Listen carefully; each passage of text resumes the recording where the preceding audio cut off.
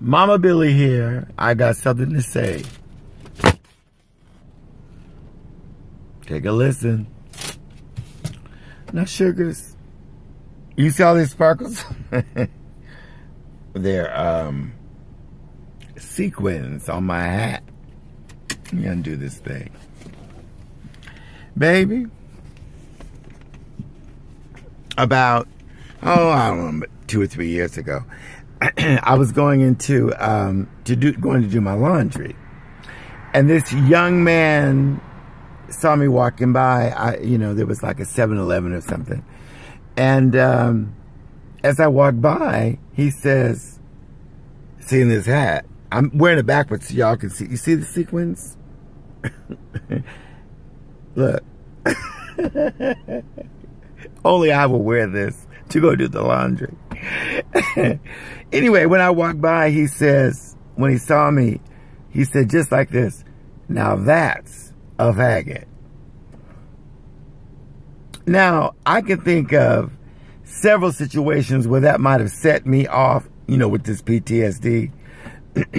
But he didn't say it like, "Oh, there's a faggot." He said like he was talking to someone. He wasn't, but he said it like he wanted, like if you looked in the dictionary and there was the word faggot, he said, "Now that's a faggot." It tickled me. But still, I was watching him. So I went on in the laundromat and was doing my thing. The next thing I know, he walked in there. Now I'm like going, okay, now wait. Is this son of a bitch getting ready to, He went, used the restroom. He came out. He walks over to me. He must have been in his late 20s or so. Skinny young man. And he walks up to me and he says, young black man. And he goes, "Sir, I am so sorry that I said that to you." And I said, "Well, thank you. I appreciate that." And he goes, pull this down a little bit. I really want y'all to see these sequins. I mean, it's too tough. He goes, "But when I saw you, it was like, there goes the guy who really is embracing who he is," which is true. I do.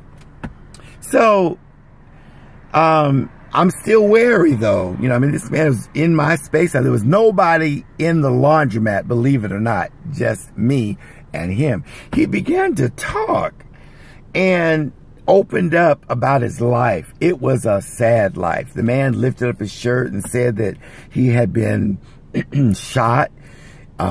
His earliest memories of his parents were his mother sending him off to buy marijuana, and then his mother went to jail.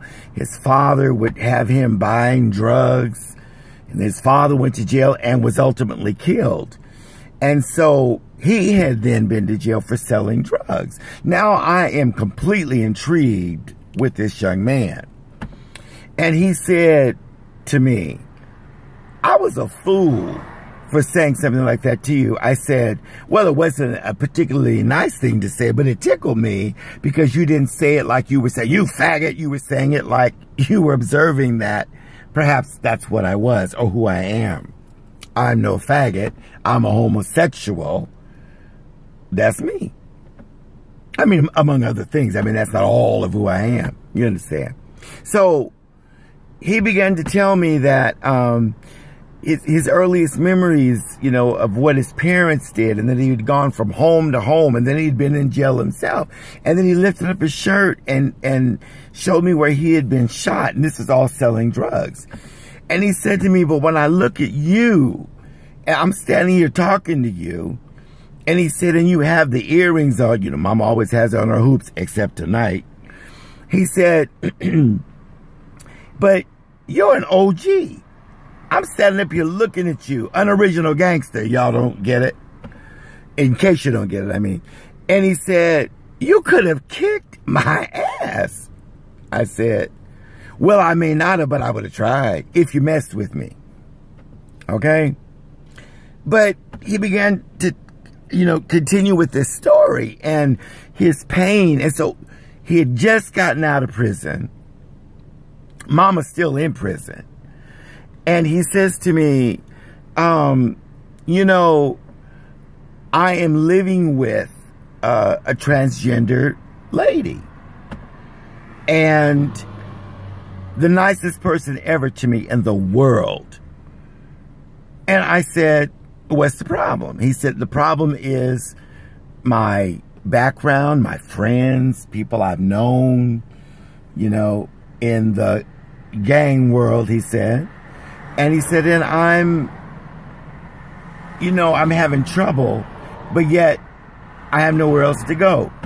What do you think? I said, well, what I think is, well, first of all, I'm going to ask you, are you gay or you attracted to this transgender? What is the problem? He said, I don't know if I'm gay or not. I had experiences in prison, but it's not even about that. He said, this woman is being very kind to me. And he says, but if I go back the other way, he said, she's running like a halfway house. And he said, if I go the other way, I'm going to end up back in jail because they want me to get back into drugs. They want me. I said, let me tell you something, baby. I'm going to tell you something that my Aunt Clemmy told me many years ago. I didn't get it then, but I get it now. Go where the love is. Go where the love is. And that's what's wrong with so many of us. We want to stay where we're treated like dogs or with what can take us back into the hell that we came out of. I said, if this person is treating you right, he said, she's getting me a job. I said, are you in love with her? What is your issue? He said, I think I am in love with her. I said, so your black macho pride is telling you that's wrong, right?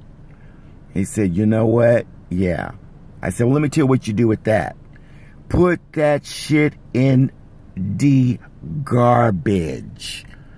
You go where the people or the person is helping you to get a new life, to start all over, to get yourself where you need to be. Leave them other motherfuckers alone.